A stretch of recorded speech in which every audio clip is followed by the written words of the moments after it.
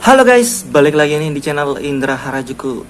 Oke guys, kali ini saya akan review di penggunaan saya di ROM Corvus yang terbaru 9.5 dan ini masih yang endgame tapi ya.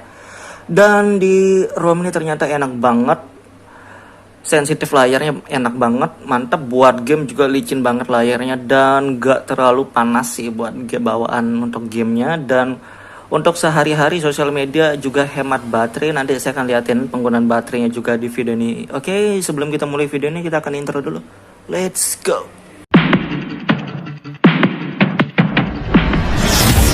AM to the PM, PM to the AM. If I quit your PM, I still rock Mercedes. Oke guys, jadi saya akan review di penggunaan saya di ROM Corvus yang terbaru ya. Dan ini versi 9.5 tapi masih endgame ya. Dan dari changelognya lumayan banyak sih yang di fix, tapi interface-nya nggak kelihatan beda ya, masih sama aja untuk interface. Dan lagi di ROM ini sudah include thermal engine versi 6 yang terbaru ya. Dan config EAS juga sudah include juga, jadi layarnya sensitif banget. Dan mirip-mirip lah performanya dengan ROM Nusantara yang versi 1.1 ya. Jadi di Nusantara 1.1 itu sudah include thermal engine dan config EAS juga. Dan Corvus sebelumnya kan belum include, dan di sini sudah include dan layarnya lebih sensitif yang updatean ini sebenarnya daripada versi yang sebelumnya guys.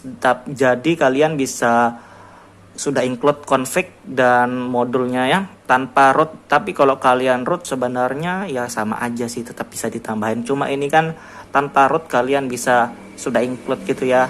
Dan kalau kalian mau root juga tergantung kalian juga, kalian mau root atau enggak, karena ada juga orang-orang yang kebutuhannya nggak perlu root ya, karena untuk kerja, untuk m-banking atau apa, jadi nggak perlu root. Jadi ROM ini sudah enak, sudah include langsung thermal engine-nya. Jadi kalau kalian update aja langsung pakai yang include GApps ya, biar langsung tanpa GApps kalian perlu install ya. Dan kernel bawahnya di sini pakai extended. Di extended ini sudah lumayan enak sih penggunaan saya di sini buat sosial media streaming. Saya juga banyak streaming di sini, saya tes streaming buat sosial media, ini hemat baterai.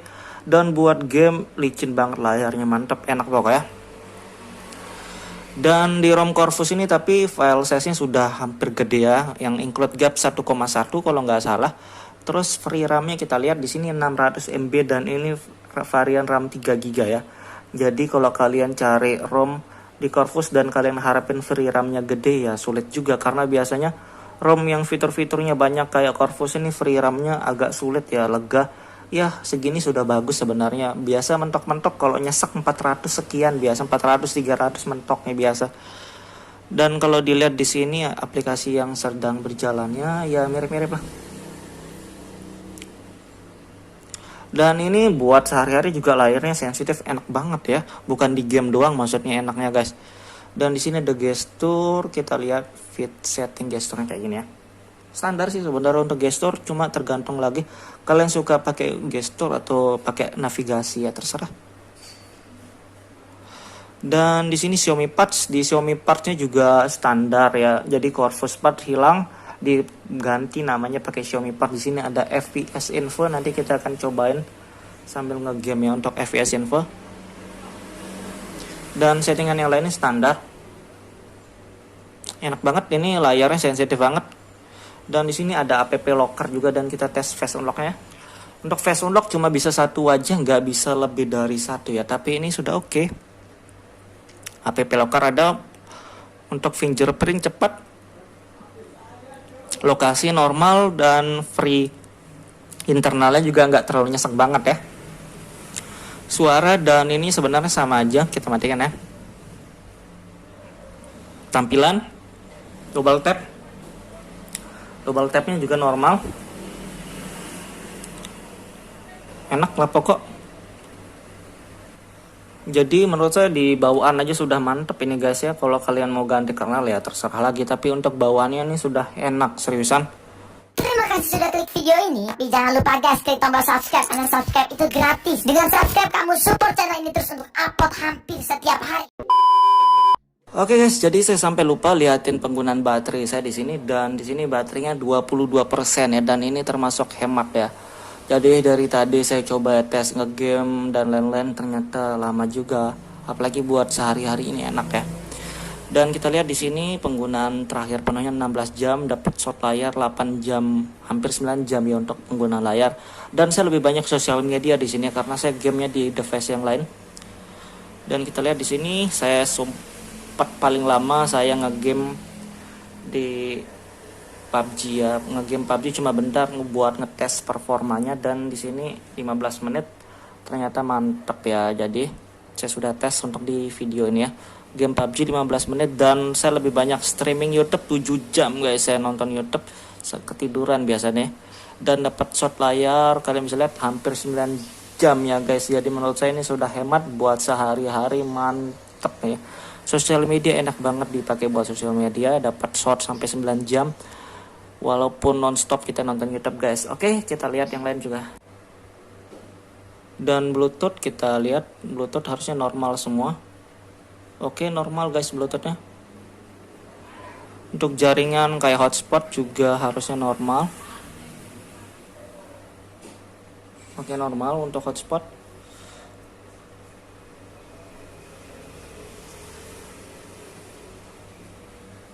Jaringan kartu di sini. Pilihan jaringannya banyak, bisa ada 4G only juga. Dan temanya sebenarnya sama aja ya di bagian tema. Dan biasanya guys, kalau kalian baru install ROM, biasanya di tombol icon pensil ini agak sulit ditekan ya, dan buat dia normal di bagian quick setting dan di carrier group. Nah, di sini ya. Jadi biasanya kalau begitu kalian update, kalian pindah ROM, biasanya dia aktif langsung dan agak sulit diklik ya. Sulit diklik. Jadi kalian harus off kan dulu. Jadi kayak gitu ya, oke. Dan yang lainnya sama aja sebenarnya. Header image di sini kalian bisa cari header image sesuai yang kalian suka aja ya, terserah. Dan settingan yang lainnya sama aja ya, jadi nggak perlu terlalu kita liatin settingan-settingan yang biasanya tuh. Double tap to sleep, swipe screenshot semua ada. Linux-nya juga sama. Oh ya guys, dan di sini saya juga sudah install Magis ya. Jadi saya sengaja install Magis karena saya nggak bisa ngegame PUBG kalau nggak pakai smooth extreme atau 90 fps, sama aja di wajar ya. Jadi saya wajib pakai ini untuk awal, tapi ini kan nggak ngaruh ke performa, cuma unlock PUBG doang, dan ternyata mantap ya untuk di gamenya guys. Jadi untuk di game pakai ini doang sudah enak. Jadi nanti kita tes game juga ya. Dan di status bar juga banyak guys. Jadi status barnya saya fitur-fiturnya Xiaomi Parts, FPS info, dan masih banyak lagi ya, kayak screen recorder, perekam layar ada 2, ditambahinnya lengkap di sini 2 screen recorder, perekam layar. Ini termasuk mubazir, tapi oke lah, yang penting normal. Di sini dia settingnya oke. Nah kayak gini, bisa frame rate-nya 60 fps dan masih normal-normal aja. Saya sudah cobain tapi nggak coba lama ya. Dan di sini kayak yang lainnya, di sini ada perekam layar juga. Dan di sini nggak ada guys, pemutar musiknya nggak ada, kalian harus install manual untuk pemutar musik. Kamera ada, kamera normal, kamera AI-nya ada, video ada stabilizer. Jadi lumayan ya untuk kamera, video semua normal. Saya sudah cobain pakai nge-record di device ini, ROM ini enak, masih ada lah suara normal. Dan kayak gitu doang ya. Jadi saya nggak terlalu banyak install, dari penggunaan saya sehari-hari masih enak di ROM ini. Dan kita cobain performa game aja ya di PUBG dan pakai unlock 90 fps, smooth 90 fps. Oke guys, jadi kita akan tes di sini di game PUBG ya, dan settingan grafisnya smooth 90 fps. Dan ini bisa stabil di 60 fps tapi ya, dan memang hiasan aja nggak masalah. Audio juga high ya, jadi kita akan tes aja bentar performa di PUBG guys.